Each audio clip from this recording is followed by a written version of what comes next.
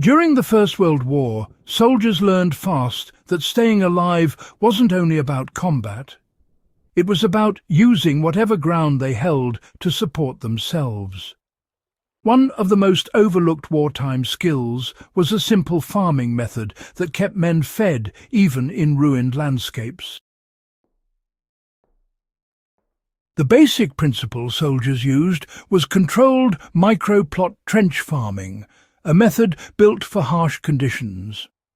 Troops on long static fronts couldn't rely on steady supply lines, so many units created small compact soil beds inside communication trenches, dugouts or shell-scraped depressions.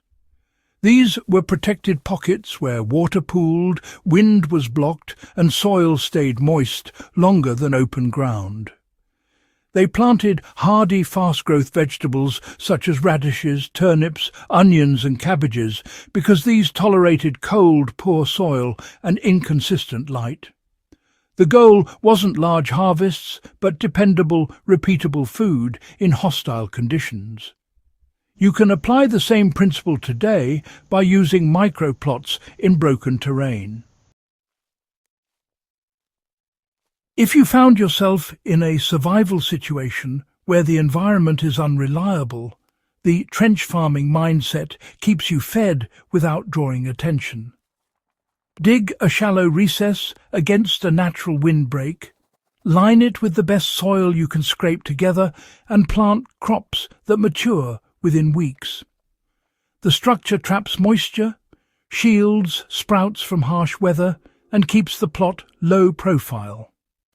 Even modern gardeners use this method to extend cool season growing or protect seedlings.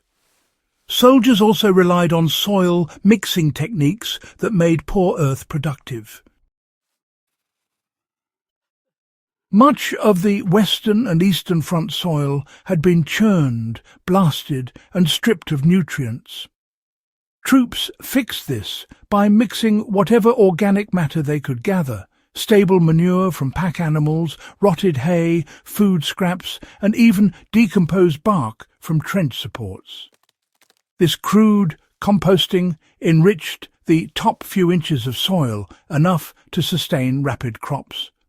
It didn't need to be perfect, it only needed to work.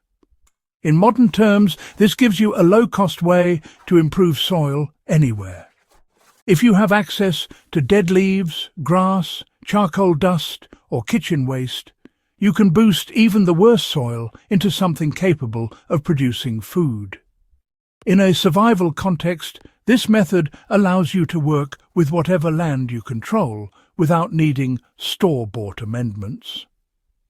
Another key tactic was water discipline, supported by natural collection points. Frontline soldiers used trench edges, broken crates, helmets and shell holes to catch rainwater for their crops. The crops required so little that even a single rainfall could sustain a week's growth. This was essential during rationing and still works today.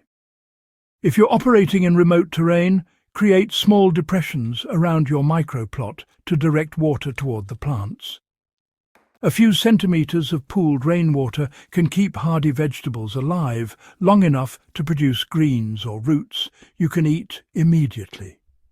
The method endures because it's simple, adaptable and proven under the worst conditions.